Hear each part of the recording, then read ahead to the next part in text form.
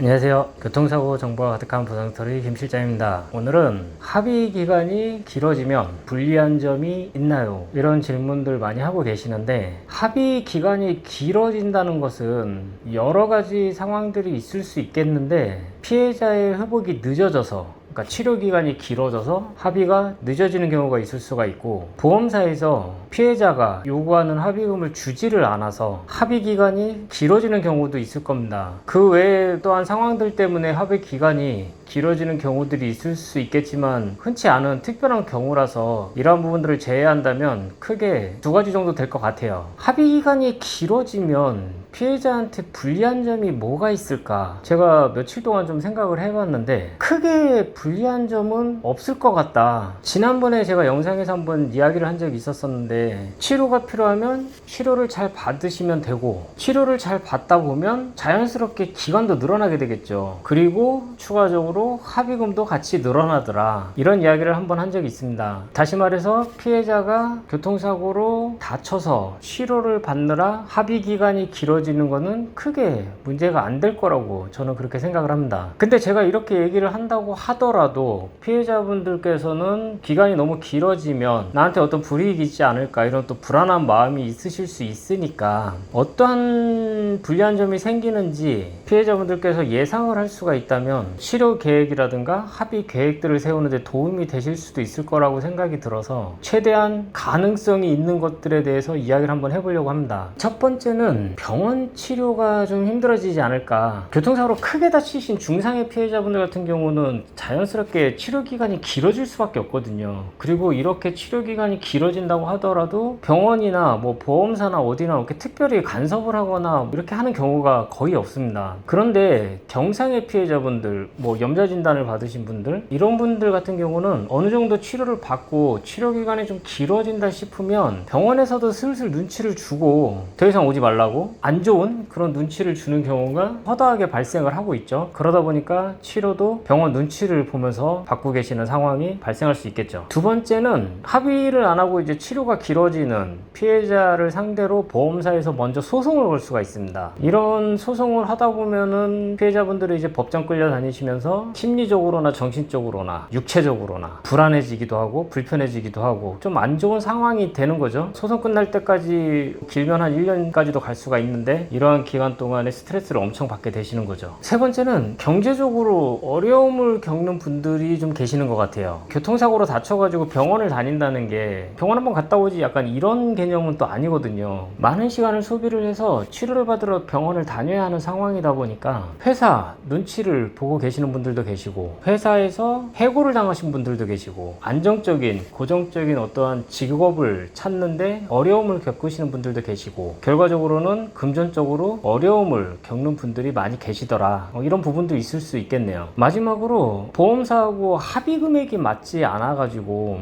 합의 기간이 덩달아서 길어지시는 분들, 이런 케이스에 있는 분들이 가장 어려운 게 아닐까, 이렇게 생각이 들거든요. 피해자는 원하는 합의금을 받기 위해서 그다지 아프지도 않은데 불필요하게 병원을 계속 왔다 갔다 하는 그런 상황이 되실 수도 있고, 보험사에서는 불필요한 병원비가 계속 나감에도 불구하고 피해자가 원하는 합의금 주기 싫어가지고 서로 그냥 버티고만 있는 이상한 상황이 발생을 할 수도 있거든요. 결국에는 둘 중에 누구 하나가 포기를 해야지 끝나는 사건인데, 이것도 참 웃긴 게, 보험사는 그냥 돈 못 주겠다고 버티면 되지만 피해자분들 같은 경우는 제가 먼저 설명해드린 1번, 2번, 3번 이러한 피해들을 고스란히 안고선 계속 합의 안 하고 치료 받으시면서 버티고 계시는 거거든요. 언젠가는 둘 중에 하나가 포기를 해서 끝이 날 사건이기는 한데, 근데 이렇게까지 해야 되나 하는 생각이 들 때가 종종 있기는 합니다. 이 외에 딱히 더 생각이 나는 것은 없는데, 개인적으로는 부상에 따라서 적절히 합의를 할 수 있는 시기가 있다라고 생각을 하고 있거든요. 그래서 피해자분들 같은 경우는 그런 적절한 시기 이내에 보험사하고 원만한 금액에 합의를 할 수 있도록 정기적으로 연락을 하면서 내 상태에 대해서 보험사한테 인지시키고 알리시고, 지속 지속적으로 협상을 시도를 하시면서 적절한 시기에 사건을 종결을 하실 수 있도록 노력을 하시는 자세도 좀 필요할 것 같아요. 만약에 이런 모든 것들이 어렵다고 한다면 전문가의 도움을 받아서 사건을 진행을 해보시는 것도 방법 중에 하나겠죠. 실제로 저희 보상스토리에서 진행을 했던 사건들을 보면은 시간이 꽤 많이 지났는데도 보험사하고 합의가 잘 진행이 되질 않아서 저희 사무실에 사건을 의뢰를 하셨던 분들이 종종 계시거든요. 대부분의 사건이 큰 문제가 없다면은 사건을 맡기시고 난 후로 짧은 시간 내에 대부분 원만하게 종결 처리가 되는 경우가 대부분인데, 이러한 사건들을 보면은 대부분은 피해자의 입증 부족이 원인인 경우가 굉장히 많고, 보험사하고 딱히 아무런 소통도 없이 치료만 받고 있었던 그런 케이스들이 대부분이더라고요. 합의 기간이 길어진다고 해서 피해자한테 엄청난 타격이 가는 어떠한 문제가 생길 확률은 그렇게 높지는 않다고 생각이 들기는 하는데, 그렇다 하더라도 너무 과하게 어떤 시기가 넘어가게 되면 아무래도 여러 가지 불편한 부분들이 생길 수가 있으니까 이런 부분들 참고하셔가지고 적절한 시기에 합의가 이루어질 수 있도록 피해자분들도 많은 노력을 하시길 바랍니다. 오늘 영상은 여기서 마치는 것으로 하고, 오늘 영상 도움이 되셨다면 구독, 좋아요, 알람 설정